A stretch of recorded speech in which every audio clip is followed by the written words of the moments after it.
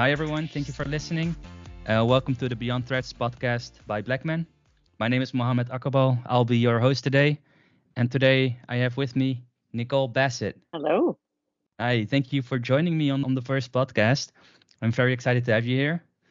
Of course, it's going to be the first one, so I hope I'll be a good host.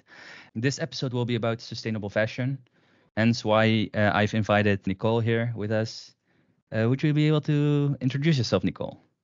Who are you? Yeah. What do you do? Excellent. Well, I'm very excited to be here and to be able to talk with you today. Yes, I have worked in the apparel sector in sustainability for a long time. I actually started as an intern at Patagonia about 20 years ago and worked on supply chain sustainability in the human rights space, making sure that the people in the factories who make our clothes, their rights were being upheld. And then I expanded my role into environmental sustainability as well. I have a master's in environmental studies and business. So it was great to be able to use it in the real world. And I worked for a number of different brands working on their supply chains around sustainability.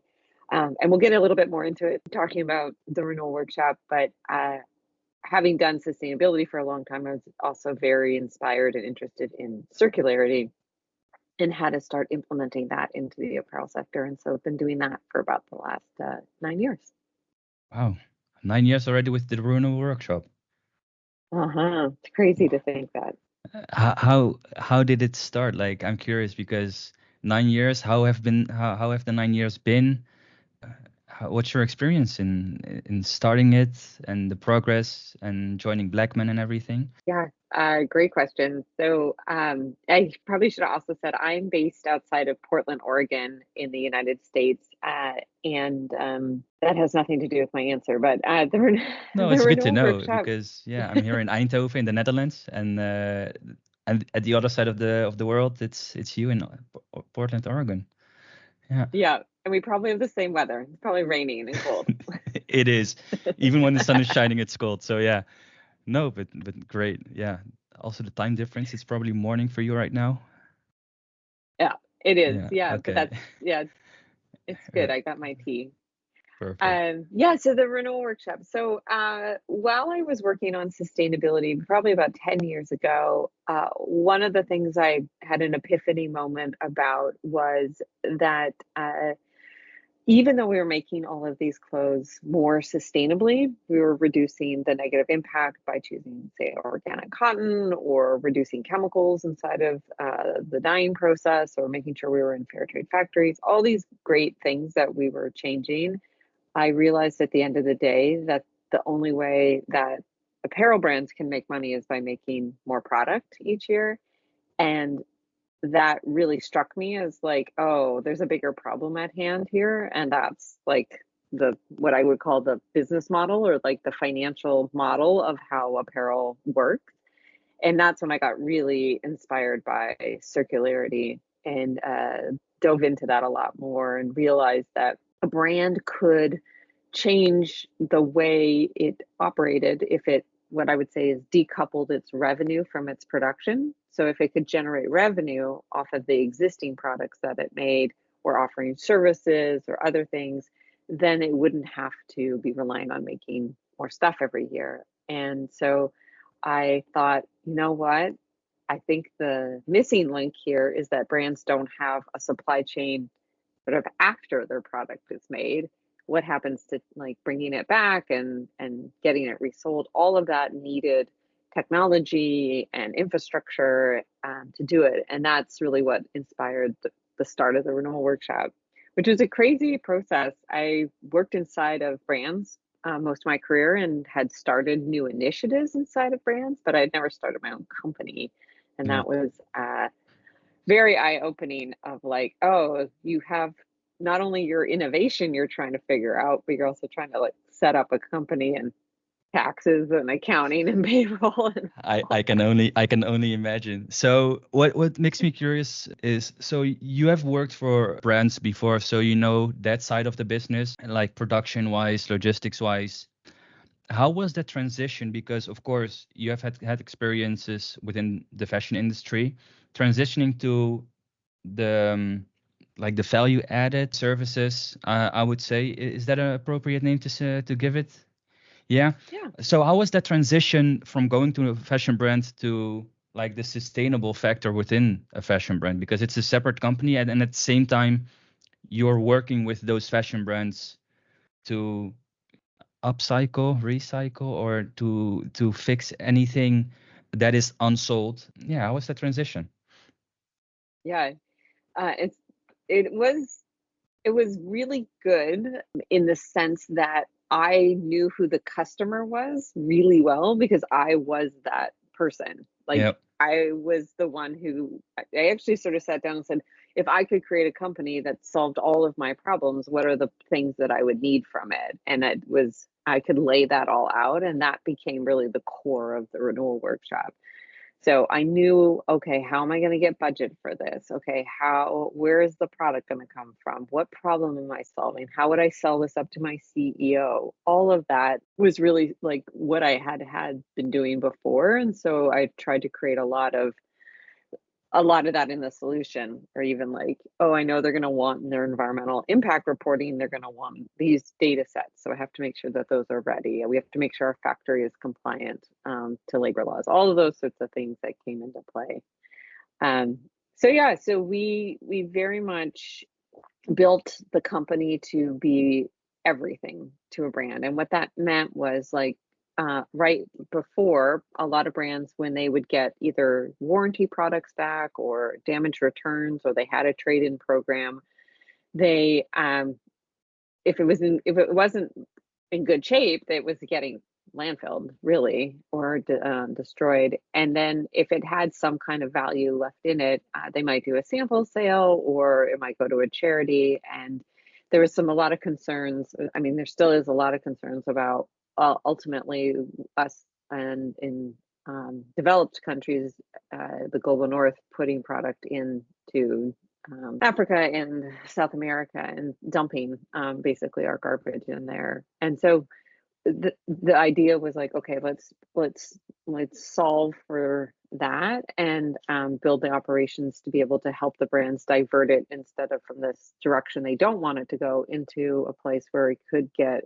sorted and elevated, and make sure that we're like reselling the product. The other big thing that was really challenging at that time is that a lot of brands were not in the mindset that they would ever resell their own products. They Yeah. said, no, we're in the business of making and selling new. And what's been so cool over the last 9 years is how much that's changed. I think almost every brand, at least, is not shy of that idea. They're like, they may not have invested in it yet, but they definitely are aware that the consumer is interested in it, and that this is a potential viable business model for them to go into. Yeah, that's awesome. And what made me think about your answer is, since we are in like in an era of high fashion, and so much production is being done, it's just like every couple of months there's a new like a new season being released, or I don't know, but there's always like a new line being released. And I think it would be good for those brands, because I can name a couple of brands that don't even consider, or they're reluctant of like offering their clothes for a cheaper price, or to recycle them or whatever. They just burn it, throw it away, and then the new line is coming out. So what the renewal workshop is doing, I think it's a great thing. And um, sustainability is, what you said, getting more and more important. People are getting more and more aware of where their clothes are coming from and where they're going. So yeah, I really like that business model, and I hope it will grow. And what would be, not necessarily the end goal, what's the mission of the renewal workshop? Yeah. So you mentioned Africa, like hoping that lesser and lesser waste would happen. Yeah. So our mission then, and actually it's what's really cool about being acquired by Bleckmann, is it sort of the idea has been able to scale, is this like that we could create a circular economy for the apparel industry. And so what that means is that all products created, there's no waste or pollution at any point in the supply chain of the product. We use products longer. And then we make sure that we do this in a just way for both the environment and for the people along the path. And it sounds very like utopian, but it's also really aligning with the fact that we live on a planet that that we everything spreads, nothing disappears. And Yep. so this idea that we can just keep doing a bad practice and not expect some kind of effect is a little bit naive. So the idea would be is that all apparel is designed with the principles of circularity in mind, that all the brands have designed their businesses so that you're not only making new product out of regenerative materials, either recycled materials or regenerative agriculture, but you've planned your business model so that you're selling your products multiple times, you're providing services to keep those products in use the longer, you're doing it in a sustainable way, and that there's a healthy financial business, but not at the detriment to people or our planet. Wow. Okay. That informs me a lot because wow, yeah, I'm learning. So my first thought about the renewal workshop was it's only when the products are being fixed, like damaged goods and etc. But it's also thinking ahead of the supply chain, like all the materials that are being used. So there's also a focus on that, and maybe good for the listeners to know that's also the case because it's important. Like you mentioned, we are not living on a planet with infinite resources, and at one point everything will be depleted and it's just going to be recycling all the way. And it's better, I think, to be ahead of that issue instead of figuring out like, oh hey, everything is depleted, what should we do now? And that, I think that will be too late.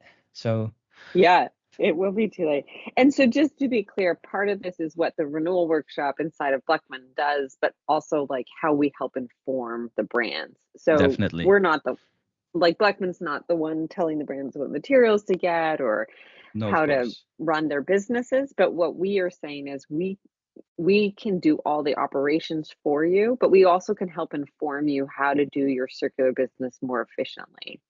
So Yeah. we often will talk to our brand partners and say, hey, if you did these things to your product, for example, because we have so much experience with repairs, we can go back to a brand and say, hey, the type of zipper you're using fails in this way consistently, or you don't give enough seam allowance that allows us to fix something, or here's just feedback on your trims, or any kind of construction that we can give to the brands, and then they can design their products either more durable or easier to repair, and that will help make the resale and the repair part of the circular business model a lot more efficient for them. That's a really a good thing to know for businesses who haven't even thought about the sustainable factor within their company.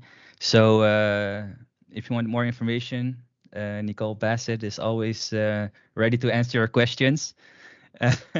I'll do a promotion later on at the end on where people can find you. But so to my knowledge, the approach of the renewal workshop is clear, I think. And what about Bleckmann? So we are partnered with you guys at the Renewal Workshop. We are one now. What is Bleckmann's involvement within the Renewal Workshop? Yeah, so in March of 2022, almost exactly 2 years ago, Bleckmann acquired the Renewal Workshop and integrated the Renewal Workshop into Bleckmann services. So the Renewal Workshop isn't a standalone company any longer. We have integrated it into basically what we call Bleckmann Circular Solutions. So what we now can do inside of Bleckmann is actually scale what we were doing within the renewal workshop at a much larger level because of the size and breadth of Bleckmann itself. So now within Bleckmann, not only does Bleckmann offer logistic services like shipping from factory to a warehouse out to customers, handling return services, but now that the renewal workshop is part of it, it's like, oh, okay, now what are all the things a brand needs to think about after it's gone out to the customer?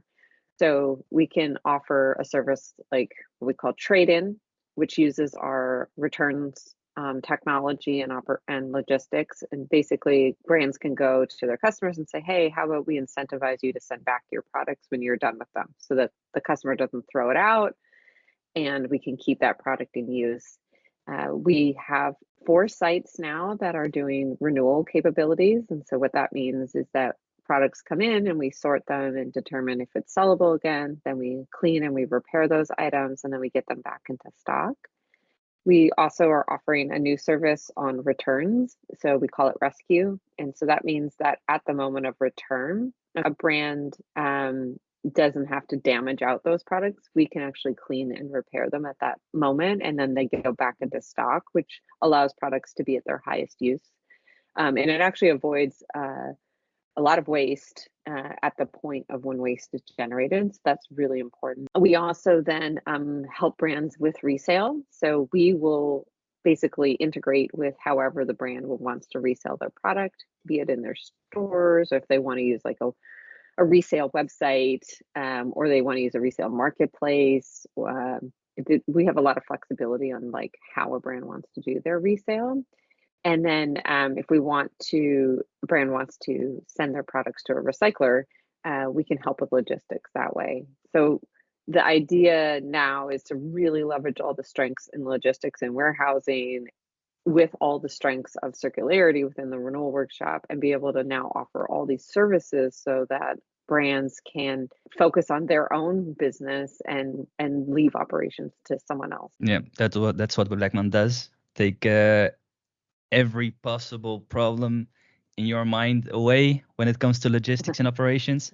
So yeah, that's a good transition, because since you've been in the industry for 20 years now, what are the biggest differences you've seen within the renewal workshop, like sustainability wise, but also logistics? Yeah. So, gosh, there's a lot. So back in 2004, we were really starting to move from like a realization that companies are the ones who are making these environmental impacts.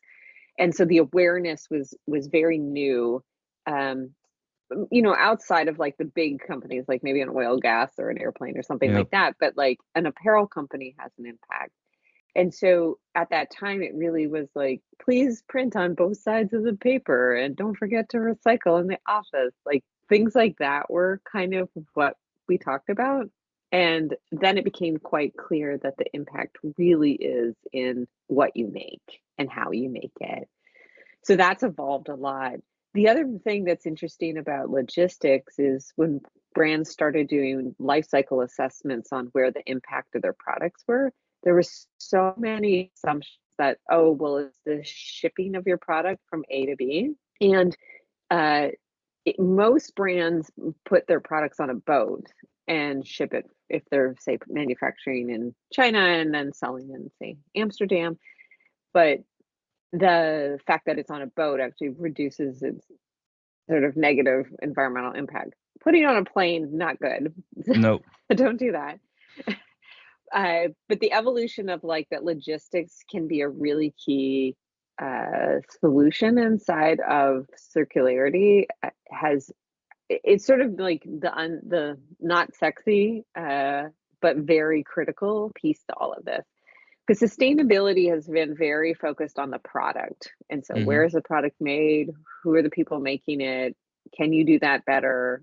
And now I would say in 2014, 15 is when waste really became very clear of like, wow, we're just making product to throw it away. Yeah. And is there not a better way to do this?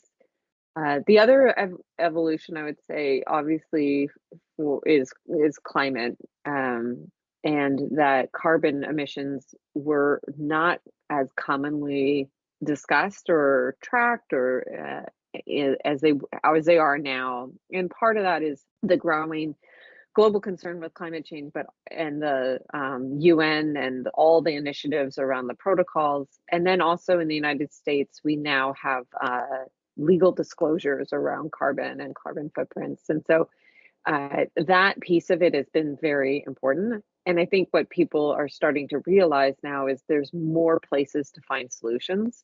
And that is the product itself, circular business model is a huge solution. Who you choose and how you move products through logistics is really important.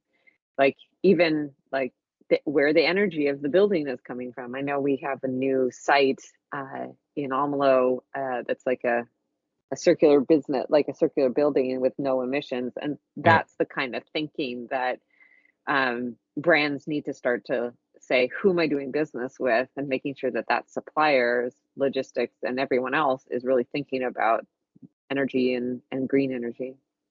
Okay. So the companies that are not doing this already, like what are the things they should be looking for? Because Bleckmann is a pretty big company so far, but what should be taken into account when considering like a new logistic partner or trying to improve as a brand themselves? So I I'm biased because I feel like sustainability is probably one of the most important pieces to the operations of your business and your products. A lot of companies start because there's a designer who feels there's a gap in the market and wants to create a product that's unique, and so that's, this is usually very design centric at the beginning, and then uh, fortunately or unfortunately, you get wrapped up very quickly in like, how do I make this product and what materials do I choose and how do I want my business model to get set up? Am I doing direct to consumer? Am I So there's like hundreds and hundreds of questions that get off the ground. And I watch a lot of startup companies. The first thing they say is like, oh, well, I can't do that because it's too expensive. And it's not that that's not true, but it's also of like, well, what do you want to stand for? And I see a lot of brands early on start to water down their own brand because they're like, well, I want to stand for 100% organic, but I can't afford it. So I'm not gonna, but I'll get it later. But then you don't differentiate. No. And so really finding your values and being really clear about like who you are and what you want to do, and if you want to bring an innovative idea to the market, like making sure that you have partners that can do that for you. And so I feel strongly that brands should think through, what does it mean to build circular business models, because circular business models actually generate more revenue if they're designed to be circular. So right now, a lot of companies, I would say, are stuck in a linear model trying to augment circularity into it. Whereas if you really start the company and think through, okay, I'm going to sell this 3 or 4 times, I'm going to provide repair services, I'm going to need a partner to make product that is designed for this, I'm going to need a logistics partner that can actually handle all of this, I'm going to need the right technology to be able to do that. Those decisions early will create the win down the road of profitability because we've designed in the efficiency from the beginning.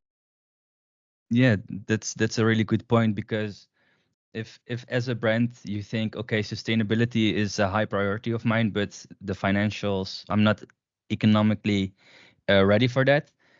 So in the long term, it will generate more money because, and correct me if I'm wrong, of course, you're producing either the same amount or more or less, but the money stays in the company because you're not throwing away anything or not wasting anything. So I think that's a really good point because as a starting brand, and I've considered starting a fashion brand myself.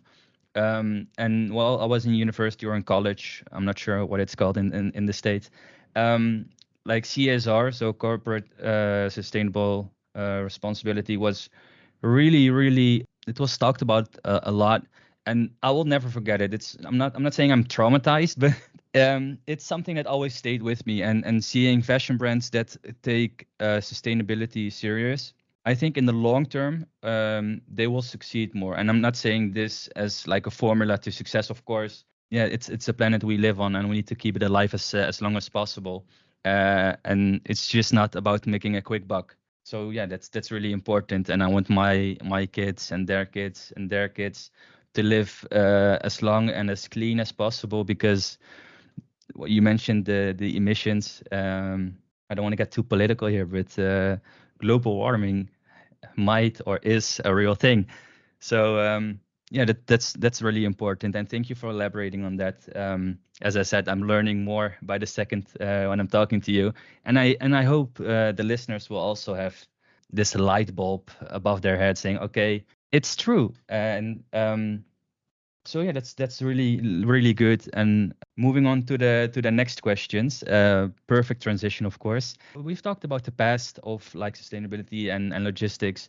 What are your predictions on where it is going, or what do you hope will be achieved in the future? Yeah, I think there's a lot of opportunity for really interesting innovation in circular.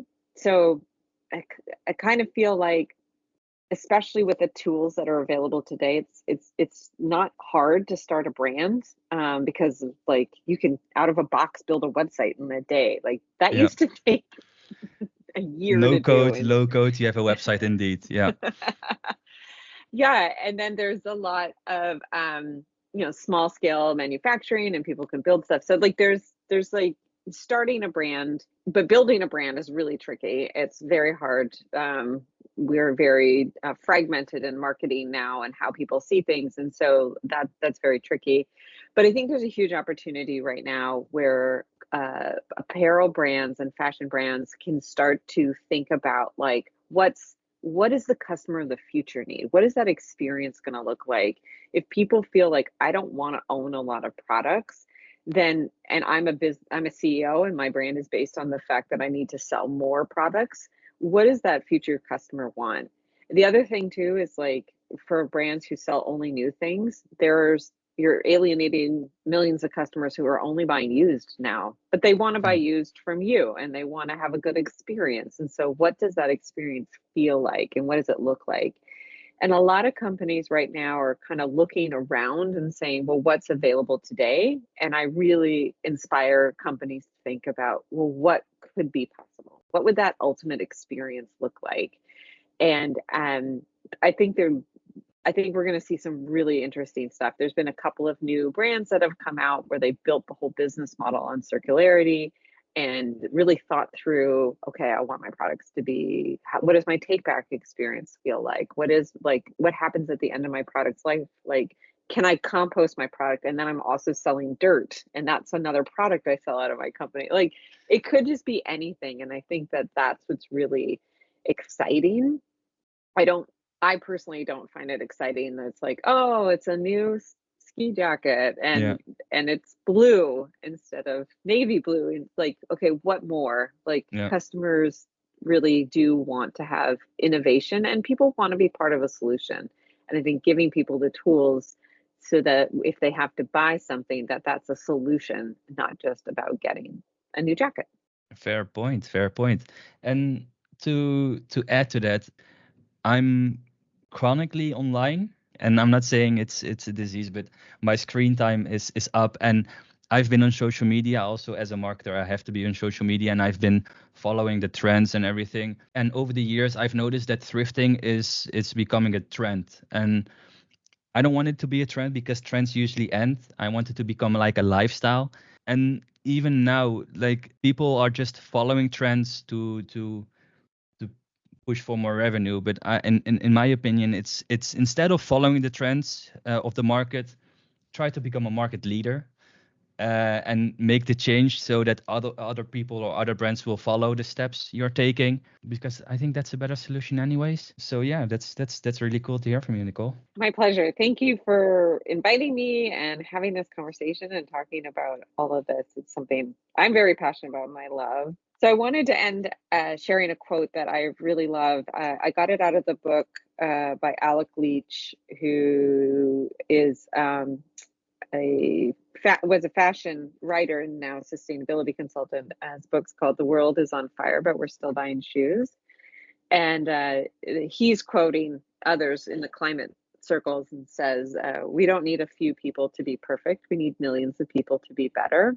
And I think it's really important to keep in mind as we're doing this work, because often it's very polarizing. You have to be all perfect. And I think making sure that we're at least doing better than we did yesterday is the kind of work that I know inspires us within the Renewal Workshop team in Bleckmann, and hopefully inspires everyone else. That's it. That's a good quote. I really like it. It makes me think of that one thing I heard. Like, even if you make a change, even if it's like 1% change per day in a year, it's 365% change that has been done. So thank you so much Mm. for that quote, for your information and your time, of course. Where can people find you? Because you are online. You have done a few interviews and podcasts before. What's your LinkedIn or socials? Tell me. Well, I the opposite of you. I actually got off of the internet during COVID. So I can be found on LinkedIn, but I no longer use Instagram or Facebook or Twitter. But I'm X. also very easy to get a hold of. Oh yeah, X. Uh, I am very easy to get a hold of via Bleckmann, especially any brands who want to talk about circularity. You can email trwsales@bleckmann.com and just reach out. And we love helping companies figure out circularity. That's a really important thing for us. Perfect. Thanks so much, Nicole. If the listeners are interested in more what the renewal workshop is doing or what Nicole is doing, we have an entire website, blackman.com. Look up circular solutions. Yeah, I think that's it. Thank you so much, Nicole, and until next time. Excellent. Thank you, Mohammed.